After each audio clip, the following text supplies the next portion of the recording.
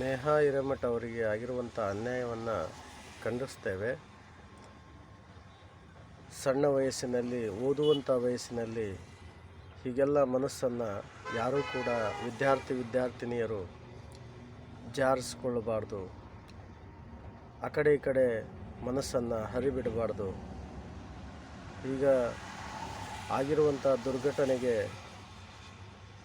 ಮನಸ್ಸಿನ ಮೇಲೆ ಭಾಳಷ್ಟು ಪರಿಣಾಮ ಬೀರುವಂಥದ್ದಾಗಿದೆ. ವಿದ್ಯಾರ್ಥಿ ಜೀವನ ಅದು ಗೋಲ್ಡನ್ ಲೈಫ್ ಇದ್ದ ಹಾಗೆ. ನೀವು ಸಾಧನೆ ಮಾಡುವಂಥವರು ಸಾಧನೆ ಕಡೆಗೆ ಲಕ್ಷ್ಯವನ್ನು ವಹಿಸಬೇಕು. ಹಾಗಾಗಿ ವಿದ್ಯಾರ್ಥಿ ಜೀವನದಲ್ಲಿ ಯಾರೂ ಕೂಡ ಪ್ರೀತಿ, ಪ್ರೇಮ, ಮೋಹ, ವ್ಯಾಮೋಹಕ್ಕೆ ಒಳಗಾಗದೆ ತಾವು ತಮ್ಮ ಶಿಕ್ಷಣದ ಕಡೆಗೆ, ಸಾಧನೆ ಕಡೆಗೆ ಮುಖ ಮಾಡಿ ನಿಲ್ಲಬೇಕು.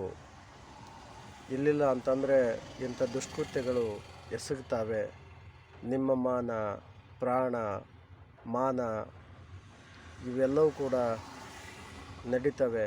ಹಾಗಾಗಿ ಮಾನ, ಪ್ರಾಣ ಅಪಮಾನ ಆಗಬಾರ್ದಂದರೆ ವಿದ್ಯಾರ್ಥಿ ಜೀವನದಲ್ಲಿ ವಿದ್ಯೆಯನ್ನು ಸರಿಯಾಗಿ ಕಲಿತು